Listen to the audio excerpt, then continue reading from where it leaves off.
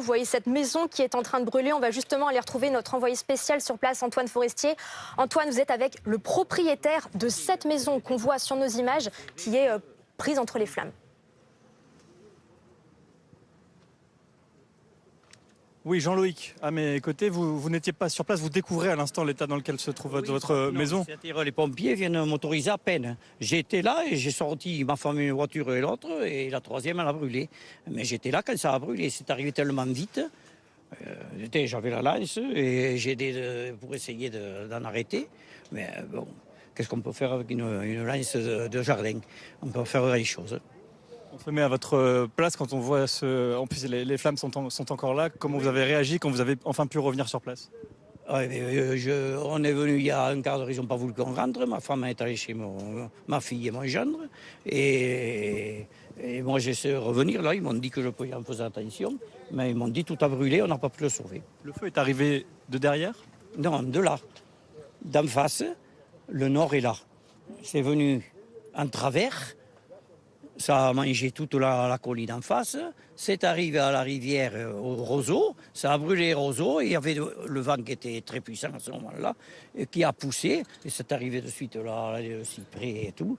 Le temps de partir avec deux voitures, je n'ai même pas le téléphone, pas d'argent, j'ai rien du tout, j'ai rien pris. Vous avez tout de suite compris que ça allait être aussi dramatique ou vous pensez que votre maison allait être sauvée? Que ça arrive à la maison, on sait très bien que quand il y a des arbres qui brûlent, derrière la maison, elle ne pouvait pas se sauver. Vous avez appelé les pompiers? Mais ils étaient déjà là. Ils étaient là, mais disons, ils n'étaient pas venus encore nous voir. Et ils sont arrivés quand ça a commencé à brûler, et ils ont dit « Ah, on vous évacue, on vous amène au foyer ». Bon, mais ça a mis quand même au moins une heure pour arriver d'en face jusqu'ici. Il y avait tous les avions et tout ça qui larguaient, mais personne n'est venu nous dire d'évacuer ou tout ça, rien. C'est vous qui avez pris cette initiative? Racontez-nous un petit peu comment ça s'est passé. Si on ne voulait pas brûler, il fallait bien décider de partir. J'ai dit, on viendra si on sauve quelque chose ou pas. Mais là, j'ai même pas des t-shirts, on vient de me le donner en passant. C'est les amis qui m'ont dit, tiens, prends ça. Ça fait combien de temps que vous habitez ici, Jean-Loïc? Ça fait 24 ans. Je suis né ici au village. J'ai un domaine viticole entre Tézan et Saint-Laurent. Les feux de forêt l'été, ça existe dans l'Aude? Vous en avez déjà connu aussi proche de chez vous? Des feux de forêt, même moi au domaine. Au domaine, c'est arrivé plusieurs fois. Mais chaque fois, on a réussi à sauver. Que là, on n'a rien sauvé du tout. Vous avez beaucoup d'émotions. Vous avez habité ici très longtemps. Vous avez des solutions ici pour vous reloger? De finir au premier, on avait traîné là, il y a un mois. Voilà. Mais il y a 24 ans que j'y suis, que j'habite ici. Voilà. Vous avez déjà proposé des solutions de relogement pour ce soir? Non, mais moi, j'ai la chance d'avoir ma fille et mon beau-fils. Une ici, une à Ornaison. Hébergé, il y a déjà plusieurs amis qui m'ont dit, Jean-Luc, si vous voulez venir coucher à la maison. Non, ça, l'entraide se fait. Mais bon, là, je ne sais pas comment on va solutionner le problème. Bon, il faudra voir les assurances. Bon, j'étais bien assuré, parce que comme j'avais mis les panneaux et tout, j'avais tout déclaré, j'avais augmenté mon assurance il y a 2 mois. Voilà. Donc j'ai assuré, j'étais bien assuré, mais en fait, il n'y a plus rien. Avant d'évacuer, vous avez pu sauver des choses qui vous appartenaient à l'intérieur ou vous n'avez pas eu le temps? Rien, pas de t-shirt ni rien. Je ne suis pas rentré, c'est arrivé tellement vite, on est parti de suite. J'ai pas un centime, j'ai rien. Je n'ai même pas le porte-monnaie, j'ai rien. Alors, si tout a cramé, on n'a plus rien.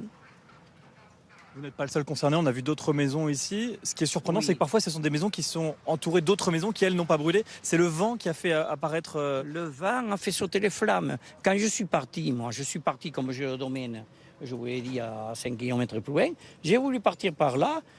Moi, le feu à peine commençait ici, mais bon, avec des grosses flammes et tout. Je n'ai pas été au hangar, là, à 150 mètres d'ici, que les flammes me passaient par-dessus et brûlaient tous les champs qui avaient été fauchés il y a 15 jours. Les flammes ont sauté. Alors j'ai tourné là-bas pour revenir ici et je l'ai mise devant chez le voisin, puisque là déjà le feu était passé. Je l'ai mise là et je l'ai sauvé. Le poste de commandement des pompiers est juste à côté. On voit beaucoup de véhicules des pompiers ici, mais ils ne s'occupaient de votre maison. Ils ont dit que c'était trop tard. Ils essaient de sauver les autres, c'est ça? disons, On les voit plus, là, là, les pompiers. Ça brûle à fond. Donc, ils ne pouvaient pas rentrer. Parce qu'en plus, là, sous les cyprès, j'avais rentré 10 terres de bois pour cet hiver. Il y avait 10 terres de bois qui brûlent encore, d'ailleurs. Voilà. Là, il fallait attendre que le feu passe. Ils ne pouvaient pas faire autrement. Alors, rigueur, si, j'aurais pu rentrer jusqu'à la cour pour asperger la maison, pour essayer de ralentir à la maison. C'est tout ce qu'ils pouvaient faire. Vous avez l'espoir de retrouver des effets personnels vous appartenant à l'intérieur ou vous dites Ça que là... m'étonnerait. Comme c'est brûlé, et vous voyez les poutres qui tombent, toutes ces annonçatures bois. Par contre, je vois les chambres de là-haut, on dirait que... je ne sais pas si, parce que sous les panneaux photovoltaïques, on dirait que c'est cramé aussi. Voilà. Merci beaucoup Jean-Loïc. On vous souhaite bon courage. Ah, mais maintenant, il faut que ça.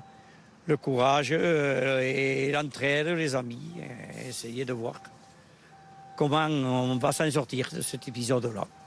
Jamais on n'avait eu d'incendie pour nous brûler quelque chose. Ni à la propriété, au domaine, où j'ai logement en cave et tout, et ni ici.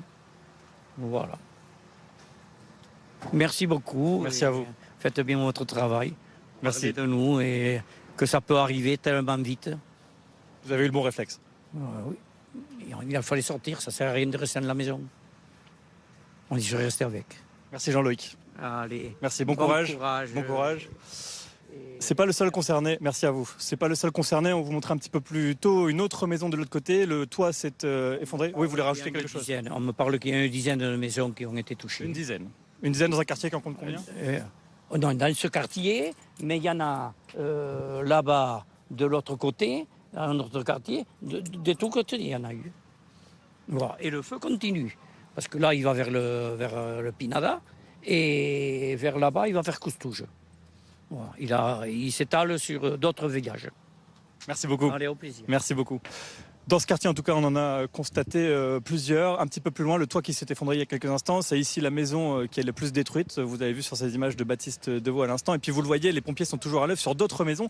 Ce qui est surprenant, mais on en parlait à l'instant, c'est que cette maison, par exemple, elle est entourée d'autres maisons qui n'ont eu aucun problème. Mais deux fois, il y a des sautes de feu parce qu'il y a encore beaucoup de vent. Vous le constatez sur ces images. Et bien parfois, il peut y avoir des éléments qui brûlent dans le jardin et qui ensuite propagent l'incendie dans la maison. C'est ce qui s'est passé tout à l'heure sur une maison où on avait a priori pas de soucis. Et d'un coup, eh bien, des flammes sont apparues à l'intérieur. Sous le toit s'est effondré et derrière, eh bien, tout est détruit. Ici, c'est un quartier qui avait été évacué dès que possible parce que le poste de commandement est à côté. Les pompiers sont arrivés très vite. Comme nous le disait tout à l'heure cet habitant, il a fallu évacuer très vite. Vous le constatez, les dégâts sont assez impressionnants ici. Jean-Loïc ici a tout perdu dans sa cour. C'est le cas pour d'autres habitations. D'autres, par contre, juste à côté, n'ont pas été touchés et les pompiers sont encore bien présents ici parce qu'il y a beaucoup de vent et les risques de propagation aux autres maisons est encore très important.